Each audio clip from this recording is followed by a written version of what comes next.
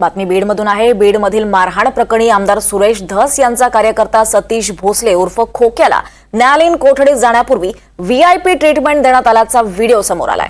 बीड जिल्हा कारागृहाबाहेरचा हा व्हिडिओ आता व्हायरल होतोय। पोलीस कर्मचाऱ्यांच्या उपस्थितीत आणि कार्यकर्त्यांच्या गरड्यात खोक्या हा जेवणावर ताव मारताना दिसतोय।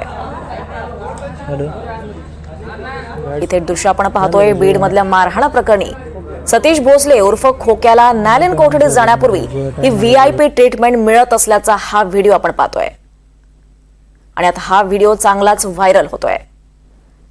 आपण या दृश्यांमध्ये पाहतोय पोलीस कर्मचाऱ्यांच्या उपस्थितीमध्येच खोक्या हा जेवणावर ताव मारतोय।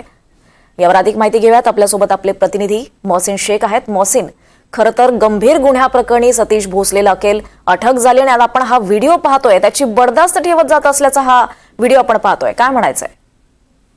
दीपाली, नक्कीच आपण जर बघितलं तर खोक्या म्हणजेच सतीश भोसले हा गेल्या अनेक दिवसांपासून चर्चेत आहे। तो आता कारागृहात आहे। मात्र असं असताना त्याला थेट कारागृहात जेवणाचे डबे पुरवले जात असल्याचा व्हिडिओ समोर आलेला आहे।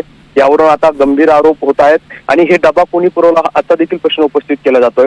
एका गंभीर गुन्ह्यातील आरोपीला अशी व्हीआयपी ट्रीटमेंट कोण देतोय हा देखील यामागचा प्रश्न आहे। विशेष म्हणजे या व्हिडिओमध्ये आपण जर बघितलं तर आजूबाजूला त्या कार्यकर्त्यांचा गराडा दिसतोय। फक्त 2 पोलीस कर्मचारी या ठिकाणी दिसतात। त्याला जेवणाची विशेष सोय केली जाते। त्याचे नातेवाईक देखील तिथं असल्याचं बोललं जात आहे। त्यामुळे ही व्हीआयपी ट्रीटमेंट कुणाच्या माध्यमातून दिली जाते हा देखील प्रश्न आहे। आणि व्हिडिओमध्ये दिसणारे कार्यकर्ते हा एक विशेष नेत्याचे कार्यकर्ते असल्याचा देखील आरोप होतोय। त्यामुळे या सगळ्या प्रकरणात आता चौकशी होणार का आणि व्हीआयपी ट्रीटमेंट कुणाच्या सांगण्यावरून देण्यात आली आणि कारागृह प्रशासनावर काही कारवाई होणार का हे देखील पाहणं महत्वाचं असणार आहे। मात्र खोक्या भोसले जो गेल्या अनेक दिवसांपासून गंभीर गुन्ह्यात चर्चेत आहे, त्यावर त्याचा हा व्हिडिओ जे आहे तर अनेक प्रश्न उपस्थित करत आहे। दीपाली, मोहसिन, हे जे पोलीस अधिकारी आहेत हे कोण आहेत? त्यांची ओळख काही पडलेली आहे? नेमके कोण अधिकारी आहेत हे?